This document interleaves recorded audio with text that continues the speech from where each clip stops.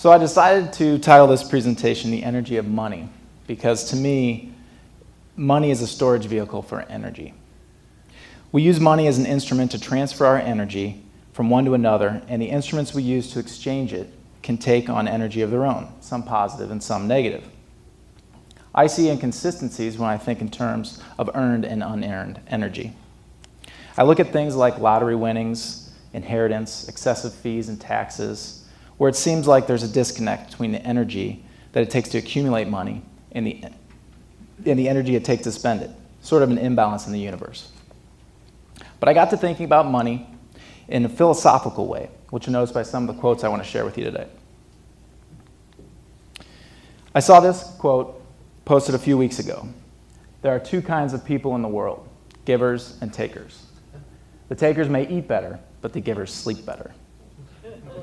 It got me thinking about the types of people I come into contact with and the type of energy that they give off. I work as both a financial planner and a lender, so I have the opportunity to meet with people who have money and are looking to invest it to spend later, as well as people who need money in order to spend it now.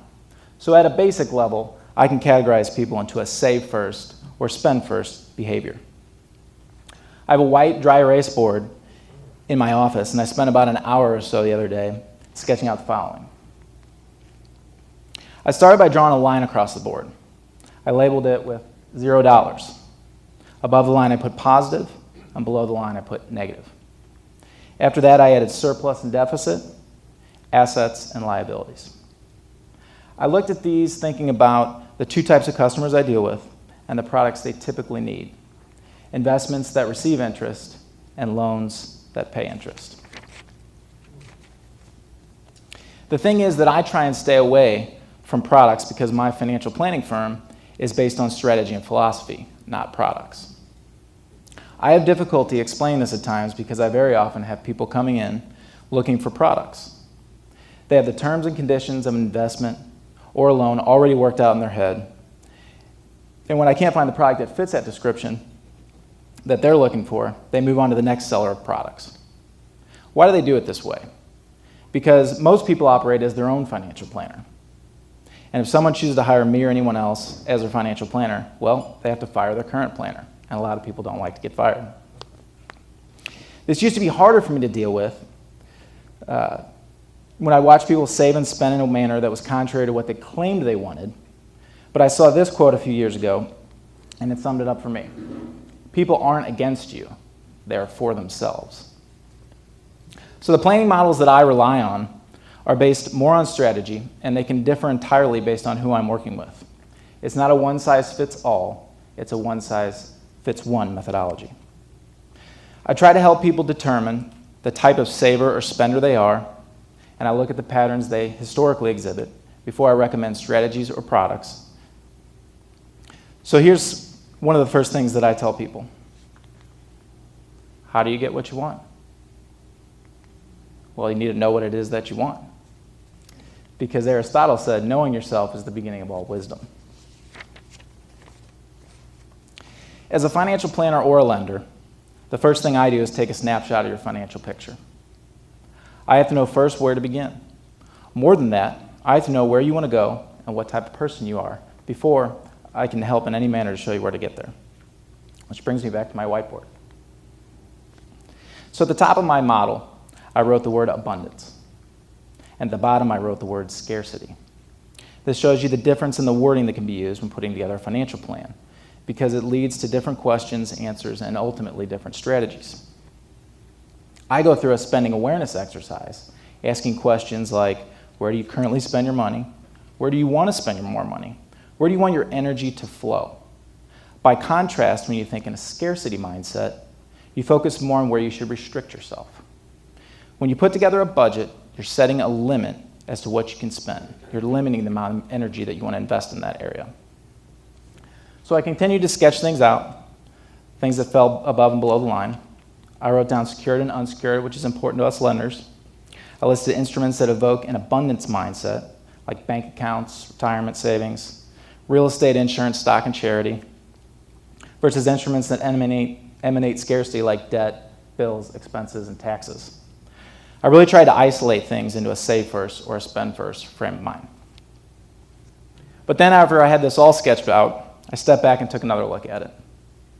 I didn't want to get lost in characterizing things above the line as good and the things below the line as bad, especially since most financial pictures can kind of ebb and flow above and below the line. What it really comes down to is whether you have control over your situation. And it's not necessarily positive or negative. It comes down to whether you have a proactive or a reactive mindset. Because the goal isn't more money. The goal is living life on your terms. So rather than focus on save first or spend first, I thought about it in terms of timing. It's really spend now or spend later, and it's really money earned versus yet to earn. There are plenty of people out there yet to earn the money that they have already spent or plan to spend in the future, but I wouldn't categorize their situation negatively.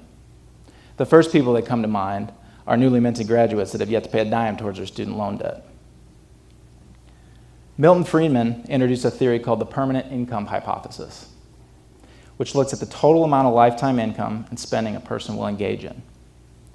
If you can come up with a general idea of how much you might earn and spend over time, financial planning essentially comes down to timing or a cash flow equation. And the key is to plan with a proactive mindset, regardless of whether you're spending now or later with money already earned or yet to earn. It's about balancing energy over your lifetime. So how do you get what you want?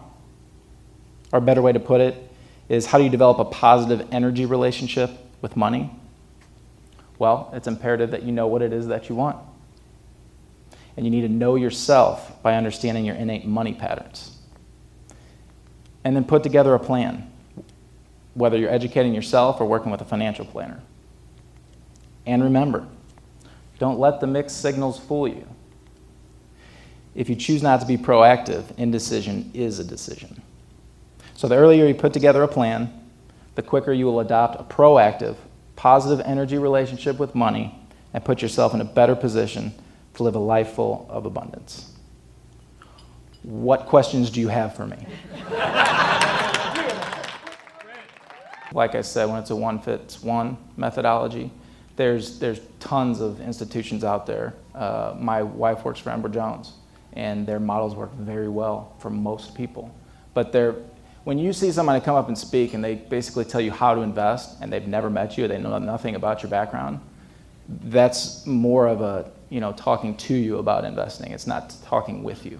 That's back to the run from them, kind of. Yeah, and there's not enough people that sit down and ask you the questions about what you want your money to do. Most institutions are set up for accumulation strategies so that you're going to take your money and get as much money as you possibly can in their bank so that they hold the money and can make more money on it. And then maybe someday you can spend it. But it's much more about taking the time to say, where do you want your money to flow? What kind of things do you want to do in your life? Stephen? Yeah, the unfortunate thing that most people don't understand is that when you're confronted with an inheritance or a lottery winning, that amount of energy that is submitted into your life is overwhelming. People don't know how to flow that in the right way.